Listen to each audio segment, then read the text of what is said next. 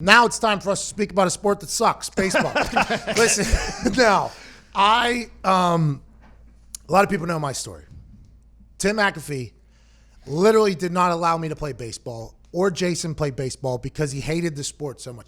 He rather we played soccer than baseball because he said baseball lacked movement, it lacked athleticism, and I think selfishly for him, it lacked any entertainment value as a parent watching something, right? So he put us in football or in soccer, put me in soccer and Jay in soccer, which, by the way, I mean, a lot of movement, a lot of activity, a lot of athleticism, but that's a boring sport to watch as well. So that's how much Tim hated baseball. So growing up, I wasn't around baseball much. I don't know the inner workings of baseball. I don't know like the cool things. I like the inside baseball stuff. I don't know what those are. Like the banging of the drums, the stuff like that, where people or the banging of the trash cans, which was originally completely acceptable, by the way. Like the little intricacies of baseball that separated from other sports that make it the true pastime of America. I don't know those things because I didn't grow up. And I can just tell you, I grew up in Pittsburgh. The Pittsburgh Pirates stink. Every other sport was really good. The Pittsburgh Pirates stunk. They for 20 years, they didn't have a winning season, so I hated the sport. Then I played professionally one night for the Washington Wild Things, runner-up in the Frontier League last year, no big deal.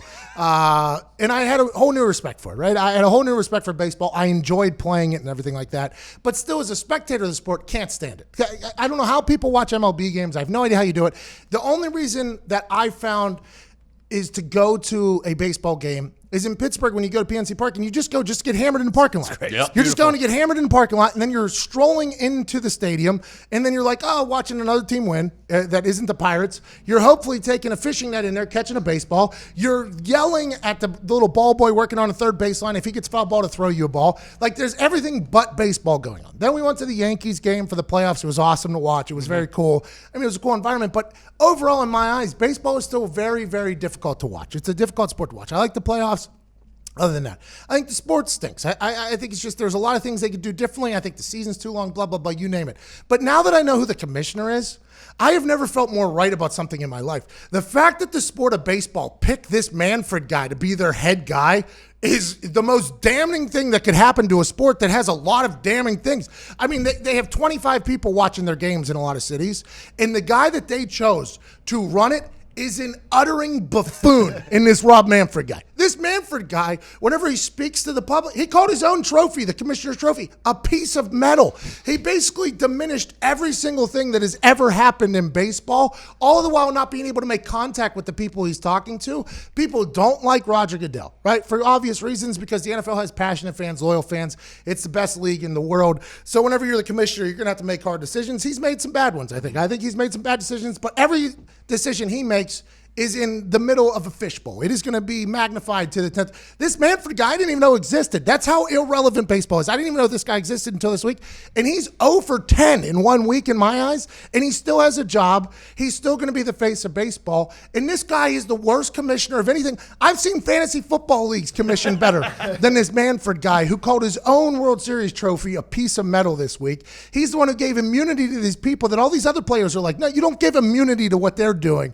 He's just a complete scumbag, it feels like, and just yet another black eye on baseball is the person that you've chosen to lead it is the dumbest human on earth. Ty, you're a baseball purist. You love the baseball. I assume that this has been a bad week for the state of baseball, especially in letting the world find out who the hell Rob Manfred is. Yeah, at first it was kind of awesome because, like you mentioned, like baseball doesn't get talked about at this point. You know, it's like, okay, it's back in the news, like more people are talking about it, but then as this has dragged on and the Astros have looked worse and worse, and then you couple it with the biggest buffoon in the United States, Rob Manfred. So a little interesting tidbit, he was the general counsel for the MLB, and he investigated the biogenesis scandal. Oh, great. We love general counsel. So he's familiar with that. Yeah. He said when he became commissioner, his primary goals were youth outreach. Hasn't done that. I mean, like the average age of the viewer for baseball is probably like 65 years old. Maybe 70. Embracing technology. Well, congrats, you buffoon. You know, he went a little bit too far with that. Quickening the pace of play. That hasn't happened. Slowed down somehow. And strengthening player relations, which he basically just nuked, you know, this entire week. I've never seen an entire league of players come out and say, hey, our commissioner's an idiot. I know. Like the entire league.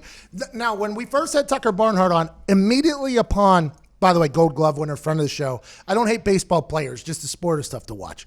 Tucker Barnhart came on and was like, it wasn't technically against the rules for the garbage can banging. He, as a catcher, almost felt as if it was the catcher's faults for not listening to that and catching on. But then the more and more he wrote on, he's like, oh, this is disgusting. This is not something, every baseball player has been like, this is not this is not earning a championship, is what everybody said. The one, Giancarlo Stanton or whatever said, I would hit 80 home runs if I knew what was coming. He would have. And people have told me that are in baseball where they're like, Pat, if you knew what was coming, you'd be able to hit home runs. I'm like, I stepped into plate against a guy who knew was throwing a fastball, and I could barely get it out of the infield. So I don't know if that's accurate. But they say that the information the Astros were getting was the most deceiving thing potentially in the history of the sport. That's how disgusting it was. And the GM or the commissioner of the league was like, all right, you guys tell us what you did. No punishment at all. Well, hello there. Utilize the promo code PAYTHEBILLS and get $20 off your first order from SeatGeek. Now, back to the magic. And they're like, well, that's what we did. We had buzzers on our chest. We had a robot breaking down the algorithm. We basically knew what everybody was going to do. He's like, that's it? Yeah. Okay, good. We'll just bury this. Hope nobody ever finds out about it. And now everybody's finding out about it. He's like, I'm an idiot. Yeah, that's basically what's happening. And I know some people were saying the players were being dramatic in terms of this altering guys' careers, but it's true. A pitcher comes up and gets absolutely shelled by these guys are cheating, goes back down to the minors. Guess what? Never comes up again. There's a very, very simple solution to fix the MLB. What is it? Very simple. A, don't punish the guys who are taking steroids for an entire season. A guy on the Astros just got pinched again. He's out 162 games. They've basically already said, hey, this cheating stuff, much worse than steroids. So why is there no punishment for this? And then guys because steroids doesn't guarantee that you're going to go out and hit 80 home runs. I mean, if it's a competitive advantage, give that competitive advantage to everyone. Let everyone do it if they want to. 2, let people rip videos online. That is why I hate them. Because I am an internet human. Yeah, the MLB is like the Gestapo when it comes to trying to, put anything about your league out there.